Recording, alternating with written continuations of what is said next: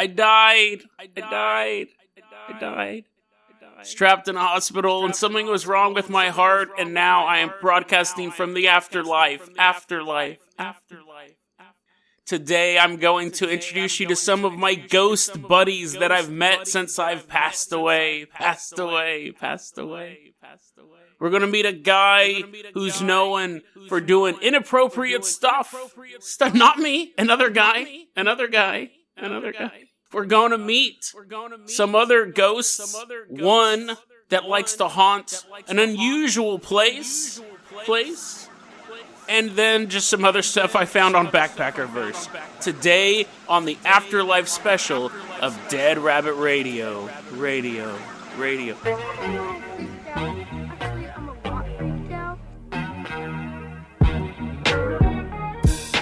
Hey everyone, welcome back to another episode of Dead Rabbit Radio. I'm your host, Jason Carpenter. I'm having a great day. I hope you guys are having a great day too.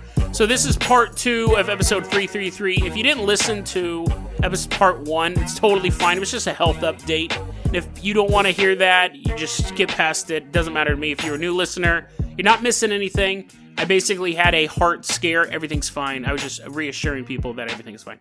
Let's go ahead, though, and talk about some spooky ghosts. Now, little asterisks next to both of those spookies. Probably an asterisk next to ghost. Oh, actually, I do have 2 shout-outs to do here. So first off, back when I did episode 300, Crispy Bacon, a Patreon supporter, Crispy Bacon says, you know what? Since we all talk about numerology and stuff like that, episode 333 should be a special episode. Because it's halfway to 666. And I said, you're right, sir. You are right. And originally it was supposed to be a special episode, but then I ended up in the hospital. But technically, it's kind of special because it's the first 2-parter. It's not. I think I've done other 2-parters. Have I? I don't think I have. So Crispy Bacon is the father of our first 2-parter episode. I've done other 2-parters now to think about it, but I've never split them up like this.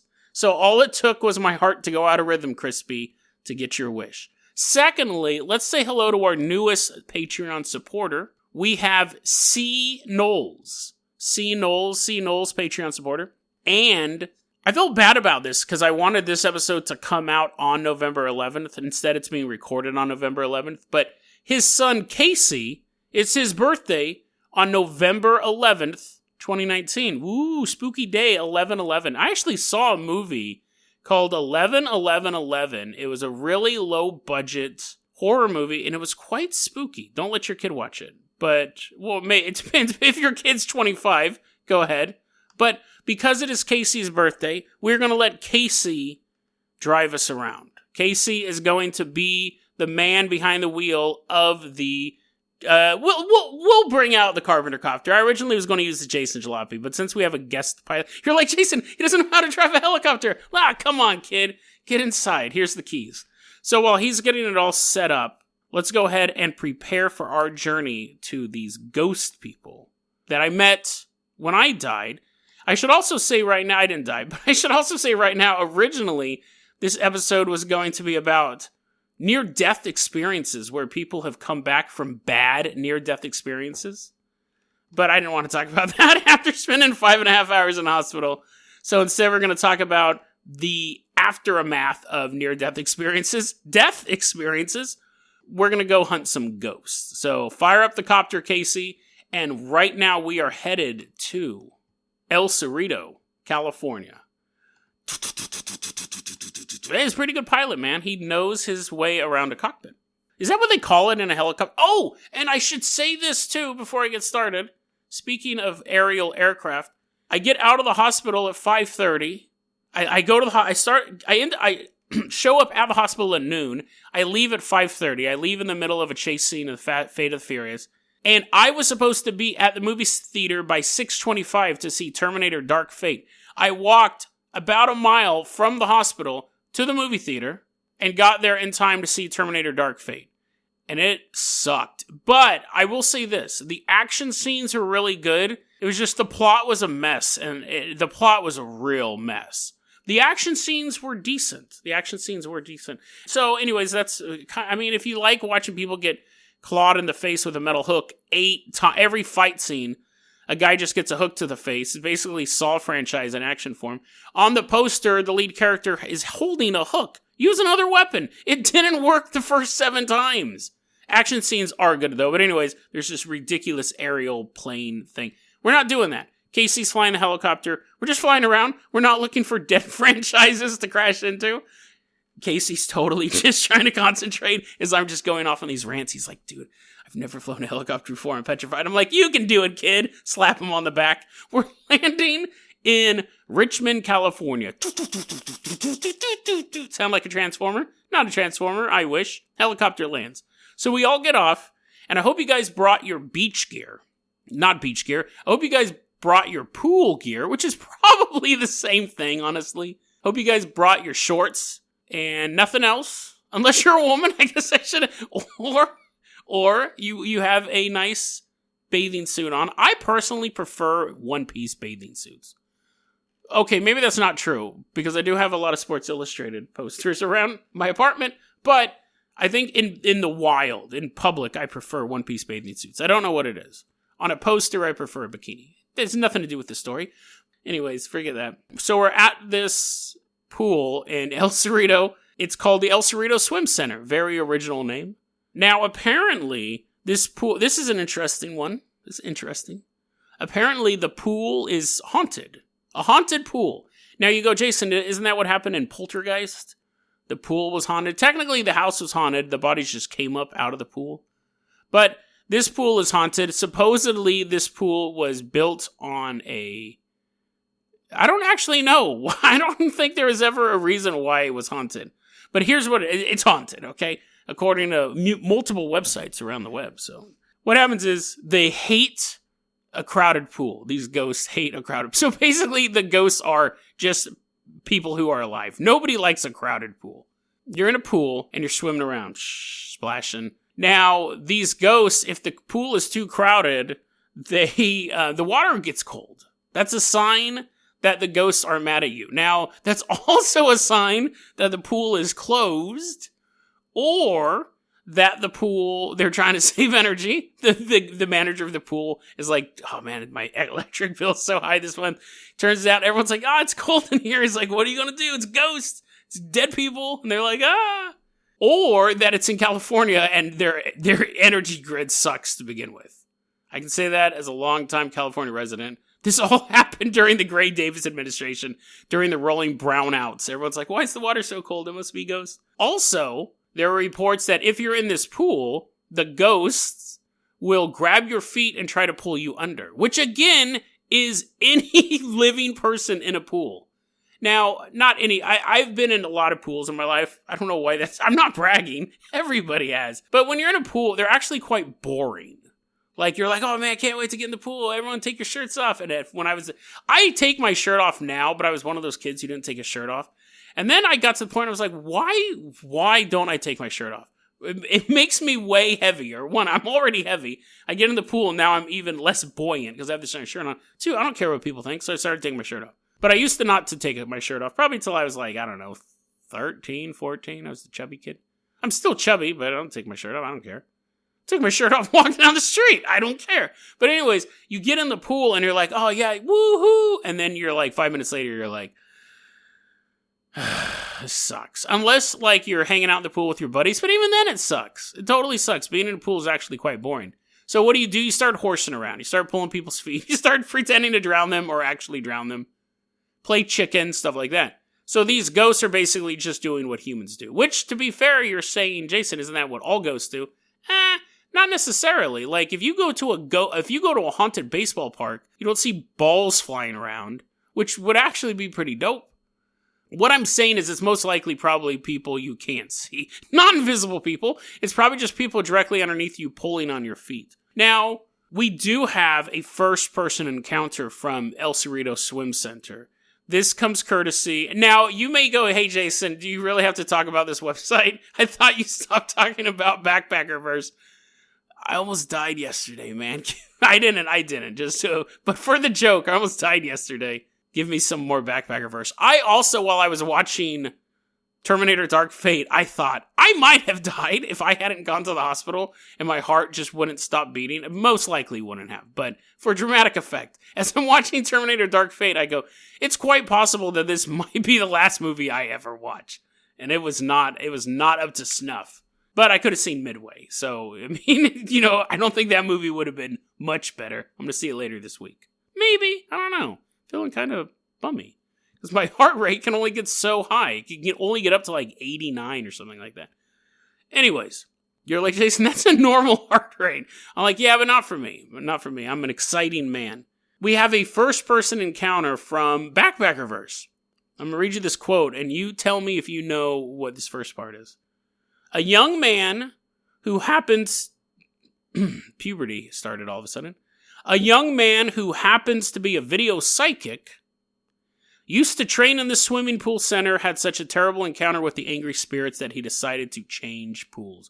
What's a video psychic? First off, I'm going to say, since I've gone back to Backpackerverse, and to be fair, I don't go to Backpackerverse. I'm always looking for ghost stories and they constantly pop up. I'm not going to them, they're coming to me. Their site has taken a huge dip in quality recently. Now, I'm not going to attribute it to my exposés on them, and they realize, listen, we're caught. If we write good stuff or bad stuff, we're going to get caught by this intrepid journalist, Dead Rabbit Radio. Jason Carpenter is his actual name. Let's just pump out poorly written stuff, because when we do good written stuff, it's still fake, so let's just do fake poor written stuff? I don't know. But they're taking a huge dive in quality. What is a video psychic? That's someone who's like, okay, without even looking at the case, I can tell you what movie that is. It's a guy with no shoes on running through an office building. He's all, that's Die Hard, isn't it? Everyone's like, whoa, how did he know? He didn't even look at the case. He turned the case around. It's Die Hard. He's like, yeah, huh? Yep. What's a video psychic? What is a video psychic? Anyways, he said that one day he was swimming in this pool and he heard a voice. Here's the quote. I started hearing angry voices of men whispering to my ears things like, get out. Now, it could be that he was swimming in this pool and there were ghostly people going, get out. Or it's possible he was swimming in this pool, they were trying to close, and it was the lifeguard yelling, get out! But he's underwater, so it all sounds muffled. And he's like, it was so weird. These mysterious men, these phantoms in red shorts began grabbing me, and I'm wrestling with them, and they dragged me out, and the next thing I knew, I was sitting outside the pool near my car. What horrible fate awaits someone who goes to El Cerrito Swim Center. 1 star on Yelp. It actually has 4 stars on Yelp, so that should tell you how unhaunted it is. But yeah, if you're in a pool and people, you hear voices going, get out, it's most likely someone who works there. They're like, look out, dude, someone peed in the pool. You're swimming in there, it's turning blue. It's already blue, it's turning green. I heard that's a myth. I heard that they don't actually have a thing that makes urine. Well, we have a thing that makes urine, it's called our body, but there's not really a chemical in a pool that causes the water to turn green. I don't know. Urban legend? Who knows? Also, before we leave El Cerrito, let me tell you, I'm going to read you this last thing here. This isn't on Backpackerverse. I'm not going to waste all your time on Backpackerverse. I'm going to save that for later stories. This is a first-person submission from a young woman named Monica. Here is her and her family's experiences with ghosts in El Cerrito. And if you are a resident of El Cerrito or Richmond, California, get ready, because this is a representation of not only the spirits that haunt you, but the people who live in that area. Here we go. In El Cerrito, the post office on California Drive, as well as Ontario and Grand, so I don't know if I'm assuming that's 2 different post offices. But anyways, my aunt and cousins have seen giant owls flying around. One even stood and stared at them. Who cares? Who cares? Giant owls. Okay, but anyways. This next part works. I've had family members see goblin-like creatures in El Cerrito. Lead with that next time. Don't lead with the post office and the giant owls. Just start off, hey, my family, we live in El Cerrito. Goblin. Also, what's a goblin-like creature? Goblin-like creature is just an ugly human.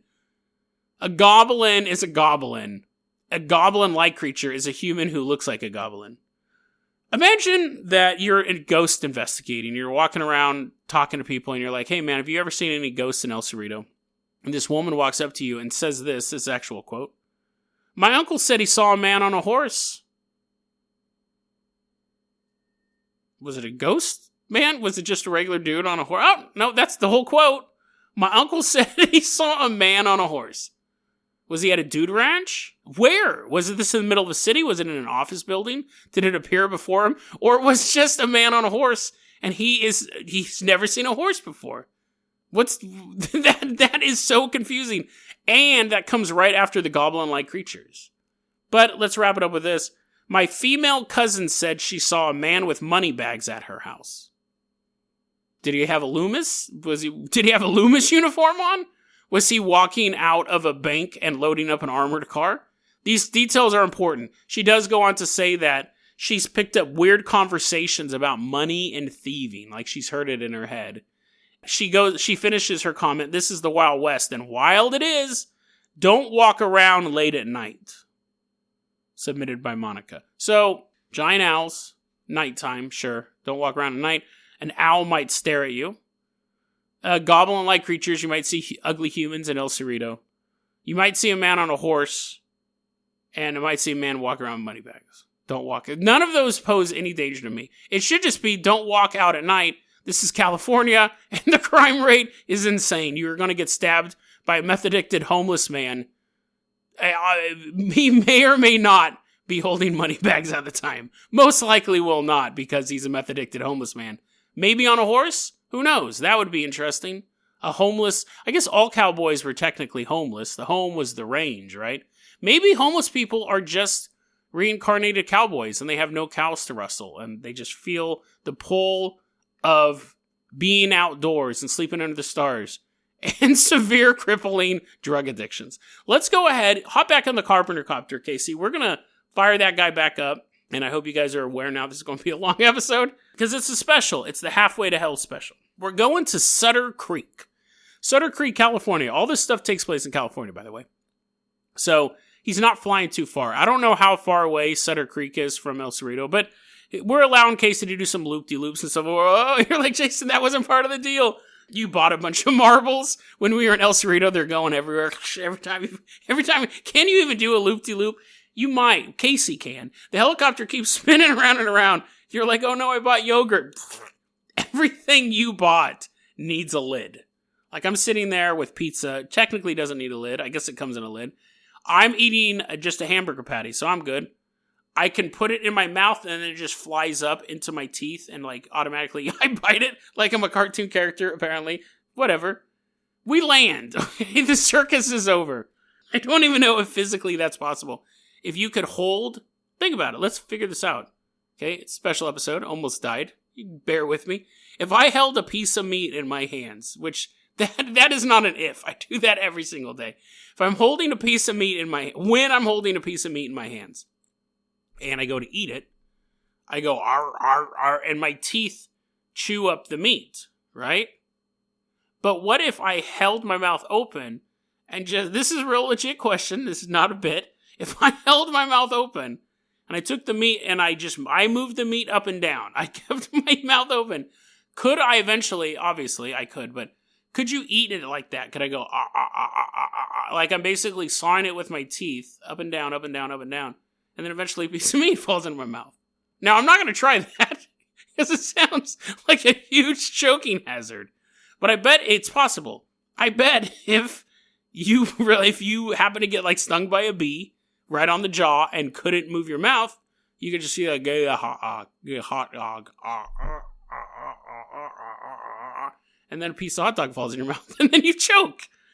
But anyways, that's what I was doing on the helicopter. That was the point of that. Let's go ahead. We're in Sutter Creek. We're going to check into Sutter Creek Inn. Now, Casey, you stay in the helicopter for this one. He's like, what? I'm like, just stay in the helicopter for this one. This one is PG-13. It's probably PG-13. We're not gonna... Anyways, just stay in the helicopter, dude. It's like, oh, man. I'm like, trust us. You're getting the good deal on this one. We check in a Sutter Creek Inn. Ding, ding, ding, ding, ding, ding, ding. Ding, ding, ding, ding. Now, There's no bell at this hotel. I bring my own bell everywhere I go. Set it on counters of places, fast food restaurants, hotels, airports. Ding, ding, ding, ding, ding. The person comes out of the office. They're like, where's that dinging coming from? Ding, ding, ding. Oh, hi. So I'm like, hello. Yes, I would like to book a room for myself and my listeners here. And they're like, is that a small boy sitting in a helicopter outside? Does that helicopter really have missiles on it? I was like, yeah, ignore the boy. Ignore the boy. We want to check into a room here. So when we're in the hotel here, walking around, there have been a lot of ghosts spotted here. So the traditional thing, this place has been kind of haunted for a while. There's a traditional thing. You see old ghosts in old-timey clothes show up. I'm still waiting to see like a ghost in like a Metallica shirt or something like that.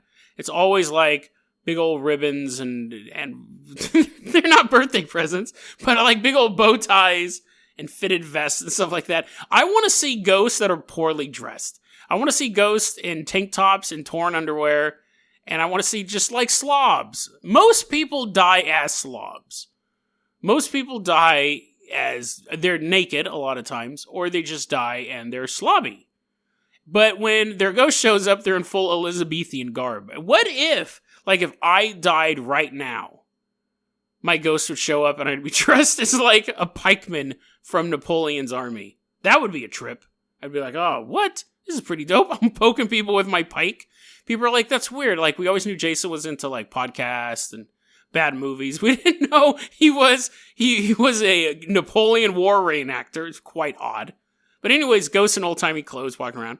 We have a story from, of course, Backpacker Verse. This hotel supposedly really is haunted. There's a lot of stuff about this hotel, but Backpacker Verse tells a story about this dude who checks into the hotel with his girlfriend or wife. Doesn't matter, same thing. Just a contract after that. Ring. No biggie deal. His girlfriend/wife, he's hanging out of the hotel with. And then he gets into bed and she's like downstairs doing something. And then the ghost gets into... Well, he doesn't know it's a ghost. He feels a lump in his bed and he's like, ooh, baby. And he's like cuddling up with this lump. And then his girlfriend comes in the door and he's like, ah. And he throws back the blanket and there's a woman with pale white skin and black hair laying in bed next to him. And she vanishes. So that didn't happen. That story is totally made up. Multiple reasons why it's made up. One, let's look at it factually here. Okay, so first off, one of the main things that and you may not know this. I mean, I'm sure you do. I'm not calling you guys idiots. But it's mostly subconscious. One of the main things we use to identify people is smell, even if we don't know it. There is no way that if you are sober, there is no way you are getting into bed with someone who is not your significant other and not immediately recognizing it not as your significant other. But Jason, maybe the ghost is able to replicate the human smell of his wife. Okay, fine. Then you want me to believe that she leaves a lump, that he can wrap his arms around her and snuggle up to a non-corporeal entity. So this would have to, like, if there's a power level of these things, a ghost walking down a hallway, like you seeing a phantom walking down the hallway, would be fairly low on the power level. It picking up an object or throwing it or knocking over an object would be higher.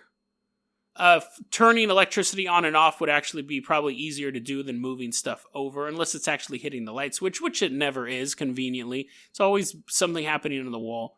But to be able to manifest as a spirit that can not only misshape the blankets, be a full-bodied apparition, because you can, like, spoon it, wrap your arms around it, and not notice it's not your wife or girlfriend. That is basically Gozer level power. That would mean that this ghost is basically the most advanced ghost on the planet. And it's not. It's totally made up. And he pops out of bed and his wife's like, oh my God, what are you doing about that woman? And then the ghost disappears. Now, to be fair, that actually is a great way. If you have a girlfriend/wife or boyfriend/husband and you want to cheat on them, make your lover cover themselves in head to toe white makeup. It might make some chafing during, the actual act of lovemaking, but have them cover their body in white, in full body white makeup or baby powder. Or, dye their hair black. And then that way, whenever you get caught with them, you shouldn't because you're cheating on them. But if you get caught with them, you could then go, oh my God, it was a ghost. And then they could hide under your bed or something like that. And go, don't look under the bed. He's a spooky monster now. And if your significant other is an idiot, they won't realize that the ghost looks exactly like their cousin. But that's why you fell in love with them in the first place, because they're an idiot. And you can convince them that your lover is a ghost. So we are not done, though, with the Sutter Creek Inn. We see Casey looking through the helicopter window. He's like, are you guys done yet? It's getting kind of cold out here. It's just the ghost. It's just the ghost making the helicopter cold, bro. Just chill out. Get it? Chill out. It's like 30 degrees out there. And C. Knowles is like, dude, that's my son. Just tell him how to turn on the heater. Hold on. We got one more ghost to look at, and then we'll go out. We'll turn on the heater. We are here for the main attraction. We've covered tons of ghosts. We've talked about tons of ghosts types over this show. And there's sometimes you run across a ghost that's quite unusual. And this is one of them. This is why I brought you to here. We're going to meet a ghost. He doesn't have a name. We'll call him... It doesn't matter. He doesn't have a name. Okay? He doesn't need a name. This ghost has been spotted multiple times. And while you're hanging out in the little dining room, you're drinking your tea or soda. Oh, I don't even drink either of those anymore. While I'm drinking water. Lame. Like a nerd. Like a caveman. I don't smoke. I don't drink. I don't do drugs. I gave up nicotine, and now I can't even have caffeine. And I can, but just not 8 gallons of it. But still, I'm not supposed to have for a while. As I'm complaining about my own lifestyle choices that I've made, you're like, Jason, okay, the pity party's over. Ooh, your heart got out of whack. Ooh. Now you guys are making fun of me as I'm drinking my water. You keep trying to slip tea into it. I'm like, no, that'll kill me. It'll kill me. So you guys are all laughing at my weakened state. A ghost shows up, and I'm like, oh, everyone, shh, quit making fun of me as I wipe a tear away from my eye. Quit making fun of me. Look, watch this. And the ghost is standing in front of us, and we're standing. We're not standing. We're sitting in front of the ghost. And then the ghost drops his pants, fully exposing himself to us. And then he disappears. Now, that's unusual even in the world of the paranormal. There's not many cryptids. We talked about the Gurning Man quite a few episodes back. He seemed like an exhibitionist spirit or alien or demon or something like that, who would only appear to women of a certain age group and rub his chest and have this creepy smile on his face. But we don't see many exhibitionist ghosts, which is interesting because if you think about it, so many people have weird hang-ups that you think they would follow them to the afterlife more often. This one's did. So he's a ghost that must have been a flasher, if it exists at all. Let me back up here. If this story is true in any way, shape, or form, and this is a famous ghost at this place. I found this ghost mentioned several times, especially in the book National Directory of Haunted Places. This ghost will appear in front of women, and we're mixed company, but it's all good. He'll appear in front of women, and he'll pull his pants down, exposing himself to us. Now, there's no specification that he's not pulling his pants down and there's nothing there, so I believe that we're actually seeing his ghost junk. That's why we left Casey in the helicopter. But that's why we left him in the helicopter, because he was not supposed to see this. However, we all saw it. And that might be the first ghost flasher that we've actually ever covered, or a ghost with some sort of bizarro hang-up. Like that. Like he's still in the afterlife, still finding a lot of amusement, pulling his pants down in front of women and exposing himself. I did tell you guys about this, but I'm going to repeat the story again. When I was in the Stanley Hotel, which was this hotel that inspired The Shining, they had a closet that I went on this ghost tour, and the tour guide was like, now everybody, she was this really, really hot chick in this like colonial outfit, but I'm going to make fun of her voice anyways. Well, but any people, here you go. Now she sounds like Rick or Morty or both of them. Here's a closet, okay? And if you go inside, there's a creepy old... Now, forget the voice. She explains to us that there's a closet in this room where there's this randy old ghost who will, like, feel up women if you go in there. And she goes, any volunteers? Any woman want to go into this dark room and be groped by this supernatural spirit? Now, I'm sitting there and I'm thinking, this is fake, obviously. And so the woman goes, any volunteers? And this girl, she's probably about 12, goes, I'll do it. And the demeanor of the tour guide completely changed. And she looks straight at the girl and she goes, you have to be 18 to go into the room. any volunteers? And we're like, what in the world? So that makes me think, and I think I did an episode on the Stanley Hotel. It was on my birthday episode last year. But anyways, so we do have records, or stories is probably a better word, of these spirits who have these weird type of hang-ups. But I wanted to expose you, pun intended, to this one. And you're like, boo, boo. You're holding me down. You're shoving caffeine right into my throat. So, you guys carry me back to, you carry my lifeless body in a Christ-like pose back to the helicopter, throw me in the back, turn the heater on, fly me to the hospital. 5.5 hours later, I'm sitting in the hospital. You guys are like, are you ready to go? Are you done? I'm like, hold on. So let me get this straight. Dom Toretto turned against the family because his girlfriend, and you're like, no, just shut the movie off. You guys pull me out of the hospital room. I'm like, no, wait. I need to see more of Hobbs and Shaw before their own spin-off movie. You guys drag me out of the hospital room. We are going to one last place here. We are going to Sonoma County. Flying through the night sky. Rotor blades cutting clouds. Don't think that happens. Care Bears are getting knocked out of their house. I'm like, Casey, fly through those clouds. You're like, but isn't that Care-a-Lot? I'm like, fly through those clouds. Just rainbows are getting destroyed. There's a Care Bear with no legs. He's like, why? I'm like, care about that. Blood going everywhere. Anyways, we eventually land the helicopter. Casey's like, oh, my childhood heroes. I really loved Share-a-Lot Bear. I'm like, yes. He can share in the misery of losing all of his friends now. Seanoles takes his son home. He's like, that's his son, we're leaving. Casey's like, I'm so sorry, Care Bears. Anyways, no, they come back. They're good people. Casey gets over it very quickly because he doesn't know who the Care Bears are. He's like, what's a Care Bear? I've never even heard of that before. If he was flying through like Beyblades or something, he'd probably be more emotionally wrought. Anyways, we're going to a couple places. These are going to be brief. These are all from Backpacker Verse. So we're going to end on the absurdity. And I guess I should say this for new listeners. Backpacker Verse is a stupid website that just makes up stuff about ghosts. And you're like, Jason, are you really going to? Yes, I'm going to do this. I almost died yesterday. Let's talk about this. We're in Backpacker Verse. This is from the website, or this is from the web page. 10 Sonoma County hiking trails with insane paranormal activity. First off, we're going to Laguna de Santa Rosa Trail. Let me read. I'm going to read this to you because that's the best way to explain this stuff. Because then you go, Jason, you're just making stuff up. And I'm like, no, let me read exactly what they wrote to you. Beware. This is the Laguna de Santa Rosa Trail. Beware. You might encounter someone wandering aimlessly in the middle of the woods, and that someone is not necessarily a human being. Numerous stories have reported the bizarre sighting of a body roaming while bending mid-waist.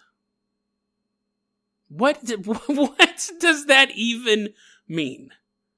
What in the world does that even mean? Does that mean, honestly, that somebody walking down the trail saw another human roaming around bent over and assumed that was not a human being? Or, sorry, not necessarily a human being.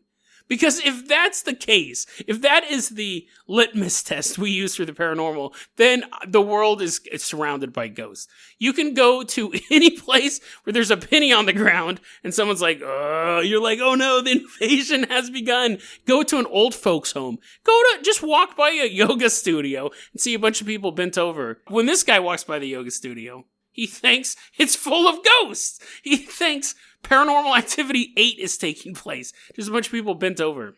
Maybe it was crawling, but again, that was it. That was the end of the story. There was more to it, but that was the end of it. And the more didn't explain any of that.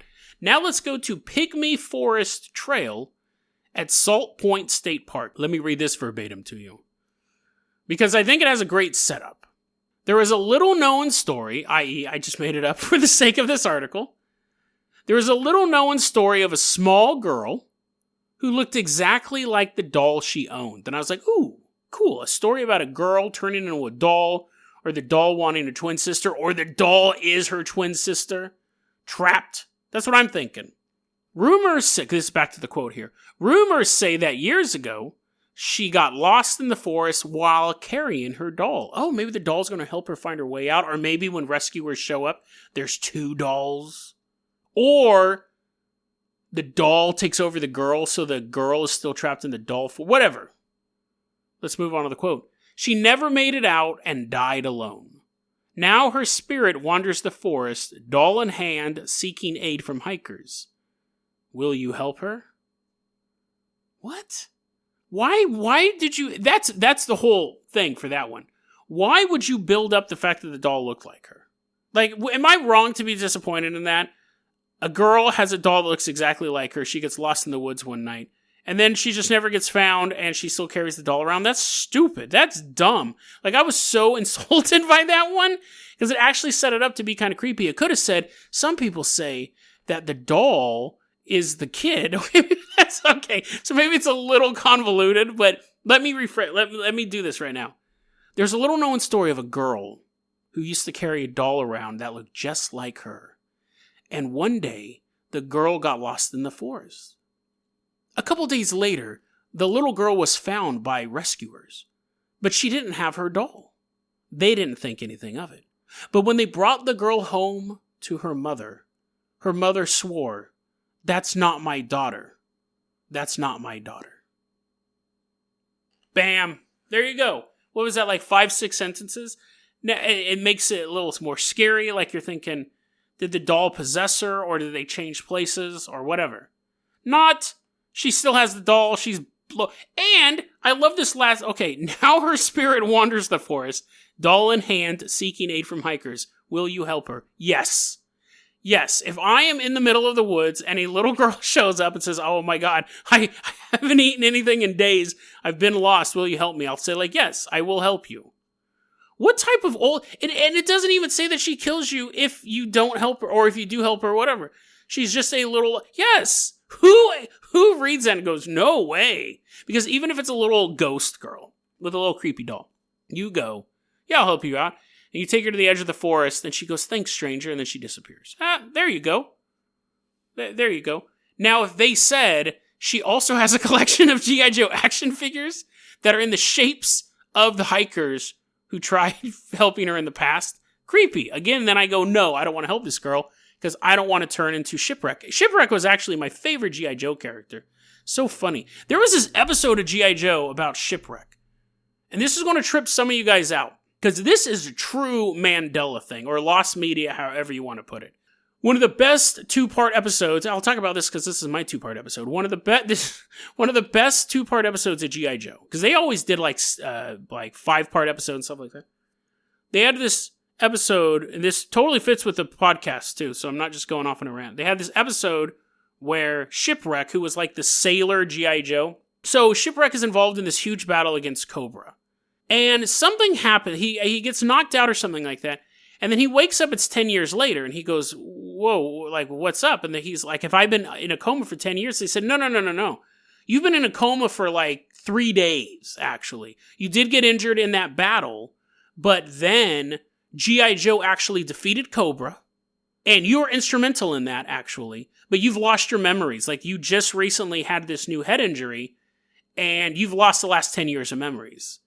You have a wife and a kid. I think he had 2 kids, and the world's at peace. Cobra is destroyed. And so he goes home, and it's like this perfect suburban life, and he's like, I don't remember any of this. This is a really good episode. He's like, I don't remember any of this, but his beautiful wife, beautiful kids. And he's meeting other G.I. Joes, and he starts to catch on. It's kind of a Truman Show type of thing, that he is a prisoner. He starts to kind of figure out that this life is not real, that he's a prisoner, and it must have been Cobra who are trying to get information out of his head. Now, his buddies are saying, Shipwreck, no, you're going insane. Like, you need to go to the doctor. Like, this is reality. We've defeated Cobra. And he's like, no, you guys, I know for a fact that something is not right here. And what happens is, I don't remember what the impetus is for him to finally realize that everything is fake. But he decides to try to break out of town. And all of a sudden, like, everything goes to chaos. And it did turn out that Cobra did kidnap him during that last battle and had created this whole world for him. It was on an island. And gave him a fake family. But the people on the islands were basically like bio robots. So when they were killed, they would melt. And it was like their eyeballs would fall out of their head and they would look like an action figure was being lit on fire. They would just kind of melt. And at the ending, he still hasn't fully grasped how many bio androids are on this island. He goes home to get his wife and his kids because he still is having a hard time sorting this out. And they both all the kids have these automatic rifles and his wife has this automatic rifle. And they're going to shoot him, and a fire breaks out. Now, this is the thing. The first time they aired the episode is different than every other airing of the episode. Because I love this. It was one of my favorite episodes of G.I. Joe. I just thought it was a great storytelling thing. And I saw it back like in 85. So I was like 9 years old, and it's just like blowing my mind that this story is going on. But in the original viewing of it that I remembered, a fire breaks out in the house, and the bio-androids of his family have rifles on them, and they melt. He watches his wife and kids melt in front of him, and their eyeballs fall out of their heads, and he's like, no! He's totally freaking out that they just melt. Like, they were going to kill him, but the fire got to him first, and you're just watching these two kids and this wife that he'd thought that were real, really up to that point, melt. And the episode ends with the Joes laying siege to the island because they figure it out and they save him. And he's just like heartbroken. He just can't, like he's still trying to figure out. Because he was on this island for a while. It wasn't like 2 days. He was on this island for a good amount of time. And he was being told, oh no, you've been here for 10 years or whatever. Really, really good episode of an 1980s cartoon. G.I. Joe had a couple episodes that I think that was probably the best episode of G.I. Joe. They did tell some really good stories, but yeah. Why am I talking about that? What were we talking about? Helping people? I was talking about like saving a little girl from... appearing as a G.I. Joe character. Yes. Shipwreck was actually one of my favorites. So I would be happy to appear as Shipwreck. He was actually one of my favorites. I think before that show, I really liked that character. Anyways, everyone's just sitting in the forest. The little girl with her dolls just sitting there super bored. She's like, okay, boomer, we don't care about your 80s cartoons and your Care Bear references. I'm like, ugh. So anyways, I'm like, okay, girl, you can head back to the forest. She's like, thank you. I will head back to my eternal torment as long as I don't have to hear about 80s cartoons anymore. 80s cartoons were great, by the way. So, better than like your Slug Terra nowadays. But anyway, so we're walking through, we're leaving there. We're going to our last trip on our special episode, Halfway to Hell special episode. Thanks, Crispy Bacon, for making me realize the significance of 333. So we are headed off to our last destination of our special episode of Dead Rabbit Radio. We are going to West County Regional Trail, Sebastopol. That's in California, apparently. Sebastopol. Stupid name. Anyways, West County Regional Trail. Know nothing about the place, just dumb name. Don't want to go there. West County Regional Trail. Again, I just got to read you this quote, because you can't say it any better than this. But while I'm reading you this quote, I want you to imagine we're going on this journey together. So, cold night air through the very famous haunted forest of Sebastopol. Everyone knows about Sebastopol. Marked by a wooden bridge. Don't know why there's a whistle there, but there was. There's a little slide whistle there. Marked by a wooden bridge. It takes you on a short journey into the mesmerizing horrors of old structures. Who knows what you will find under the piles of rotten wood? So we're walking through this. We cross the old creaky bridge. I reach for the slide whistle. You're like, no, that joke was dumb the first time. Don't do it again. I'm like, we walk off the bridge. We go on a short journey into the mesmerizing horrors. We're like, tripping out. You're like, Jason, that's an acid plant. Don't touch it. I'm all tripping out. Anyways, we're walking through the woods, and we see old structures. So old, spooky, broke down buildings, just wood everywhere. Which is what forests normally have in them, but this is processed wood. This is cut and like planks of wood. And then what was it? Oh yeah, the next part was, what will we find under piles of rotten wood? So brown recluses, maybe the body of a homeless man. Who knows? Probably those two things, or both. And then we get to this last sentence. This might actually be one of the best sentences I've ever read involving the paranormal. If not one of the best sentences I've ever read, period. So, move out of the way, Hemingway. We have Backpacker verse.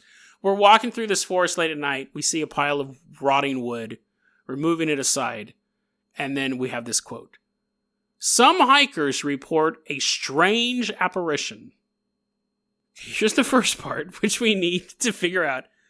A face without a body. So, some hikers report a strange apparition, a face without a body. Now, you go, Jason, that's not unusual. Okay, but here's the thing. Is it a head? Or is it just a face? I would assume, because of the terminology, it's simply the face and not a head. But wouldn't you just be able to say a face? Like a floating face? Why do you have to add without the body? That's how all faces are. There's nothing unusual about that. You're going, Jason, you're getting totally into the weeds on this one. This is why this is important. Because it's obvious it doesn't have a body from the rest of the sentence. It's almost like they got paid by the word and they wanted that. They get paid a penny every word. They wanted that extra 3 cents. Because they did not need the term without a body because of what comes after this. We're moving the wood around. We go back to the sentence. Some hikers report a strange apparition. A face without a body stitched into the headrest of a brown leather chair. Okay, so now you see why. First off, let's be clear, that's not true. That never has happened in the history of the world. At no point has ever anyone moved a log, seen a pile of rotting wood, began moving the rotting wood, and found a brown leather chair. That part is untrue, totally. Secondly, removing the wood and then seeing a human face stitched into a brown leather chair. Without a body, by the way, because that would just be someone sitting in a chair. What is the point of this apparition? What is the point of being a ghost if people have to remove garbage to find you? That's not really even a ghost. That is, okay, here's the thing. Let's play our game. This is either completely made up. It is completely made up, but let's say that the story is true. Let's figure out what it is. If you were a ghost, you would be like, woo, floating around. Maybe you're trapped in a particular location, but unless this guy died in a lazy boy factory and he possessed the body of a brown leather chair, there is no way. Also, let's talk about this too. There is no way that a brown leather chair would survive more than a few nights under a pile of rotting wood in the middle of a forest. It would be completely trashed. So you're like, Jason, that's neither here nor there. We're talking about ghosts. My point is that you're a ghost. Are you really going to be a ghost under garbage? Like, wouldn't that be the most ridiculous place to just be a ghost? 2, let's say that it's my worst nightmare. Let's say that a man was magically transformed into a lawn chair or a leather chair, a big old recliner. And I've talked about that. I hate stories where people are transformed into stuff against their will. So this guy is turned into a brown leather chair. The thing that scares me about that is that you're transformed into something and you're just sitting there and you're observing the world around you. Like, that locked-in disease doesn't really scare me as much because you're still like a human. But like, if you had locked-in disease and you were an ottoman or you were like a lazy boy, that terrifies me. So he's trapped in the form of a recliner. I'm assuming it's a recliner. In the middle of nowhere. And then he could like watch the birds fly around and be like, oh, I wish I could pet those birds. I wish I was fast enough to catch a bird and pet it. It doesn't scare me if you're covered in garbage, because then you don't know what's going on in the outside world. You can't influence it anyways. You're just a leather chair covered in garbage. So you are a garbage ghost. That might be the worst ghost. That might be the worst ghost we've ever covered. Now, I'm sure someone could email me and show me a worse ghost. But being a ghost in the middle of nowhere, that's spooky, actually. A little girl ghost walking around with a doll can be spooky. But at least she's mobile. At least she can, follow you, and when you're in your tent, a little, you see the zipper move up a little bit, and you see, a little eye poke out. Look out from underneath the flap. And you just think, oh, maybe that was a deer. Maybe a deer got super close and evolved thumbs and undid the zipper. But you would, brush it off. And then in the middle of the night, you'd be on your cell phone late at night, and the blue glow would be filling up the tent, and you would think you see, the outline of something outside your tent. You're like, the deer's back. But then you realize it's, only 4 feet tall and happen to be carrying a 2-foot tall version of itself. And then in the morning you wake up and your own kid is missing. And there's a doll that looks exactly like your kid. You're like, this sucks. What are we going to do with this dumb doll? That's scary. I mean, obviously that involves child abduction. But any part of that, the little girl looking in your tent or seeing something run by your tent, obviously your child being replaced by a doll, all that stuff's scary. Now, you're camping in the middle of the woods, and 50 feet away from you is a pile of garbage. And the wind blows, and you think you see something outside your tent, and you look, and it's just a pile of garbage 50 feet away. No big deal. You're like, I should have probably picked a different camping spot, but whatever. And then, later on in the night, you're kind of on your phone, flipping around, and you think you see something move outside, but you're wrong. You're just tired. You're seeing stuff. And the next morning, you wake up, and you pack all your gear up and leave. And your kid's totally fine. There's not a little brown leather chair with your kid's face on it. You're like, no, this sucks. You just leave with your kid. There's a pile of garbage that nobody ever looks in. What hiker, let me just say this too, and I'm sorry, I might be beating a dead horse. What hiker is like, what a beautiful nature romp. I love nature. Ooh, pile of garbage. Let me start rooting through this until they find a brown leather chair with a human, not a body, a face without a body stitched into the headrest of a brown leather chair. That is our tour of spooky, little asterisks next to those, ghosts, asterisks next to that one as well, of California. Now, I want to end this episode with, again, a thank you to you guys for all your support and all your love. I find it so bizarre that the show started in June of 2018. So we're a little over a year later. And I've been to the ER before, and I've had issues where I've had to go there, and I've sat in that room for an hour or two or more while I'm getting tests done and things like that. And then they come back and say, it's just an anxiety attack, or, your ankle's not broken, or da-da-da-da-da. But never have I sat in that hospital and been able to laugh at all of the great comments and feel very proud of all the support you guys have given me. This show's really changed my life. I was thinking about that. I was like, this is really awesome. This is a community of people. And I really want to make sure that you guys know how much you mean to me. You guys really do mean a lot to me. And that's why I wanted to get this episode out. Not feeling 100% still, but I wanted to get this episode out for you guys. Just to acknowledge how much you guys mean to me. This show's really changed my life. And I'll end it with this.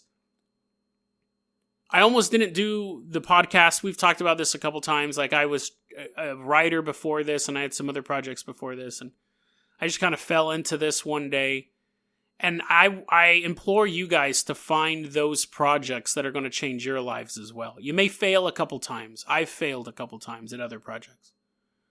But find that thing that will change your life. That sounds like a big goal, and you may not know what it is at first, but find that thing so a year later, when you're feeling down and you're not feeling good, you have that community around you. And to let you guys know that you guys do have this community around you as well.